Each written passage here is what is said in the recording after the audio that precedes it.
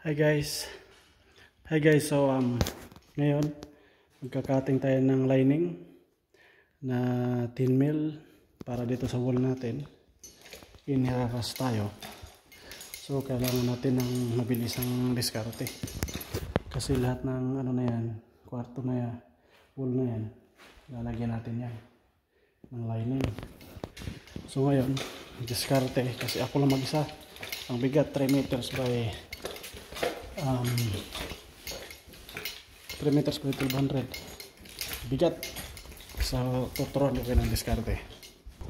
So ito yung lining natin, yan, napakabigat yan, may design siya, bigat yan.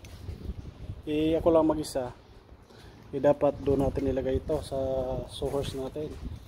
Ang tawag dyan is sawhorse.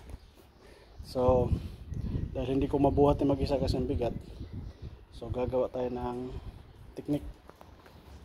So ito guys.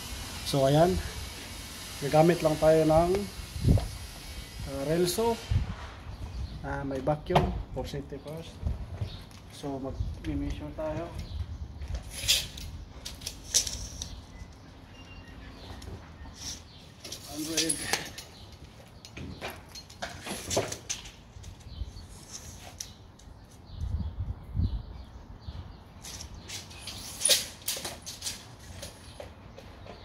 Dahil niraras tayo,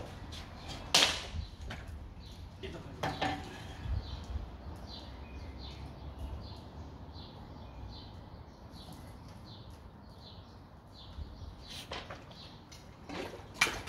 Ginawa ko lang siyang tatlo-tatlo kasi nahirapan yung makina.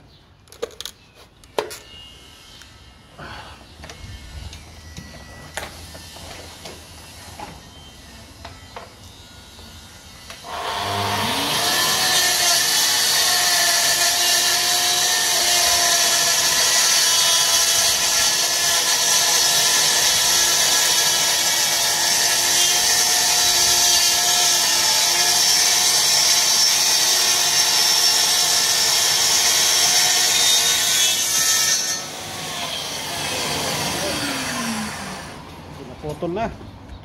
So tatlo yan, sigurado.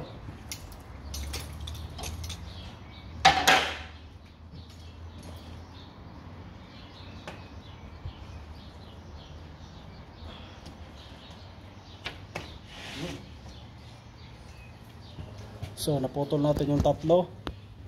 So isang tirahan lang. So yan, tatlo. So ganyan pag minabadali kayo tapos kayo lang mag-isa, kasi pag binubuhat niyo papunta dito sa sawhorse, napakabigat, ubos ang lakas mo dyan. So see you guys.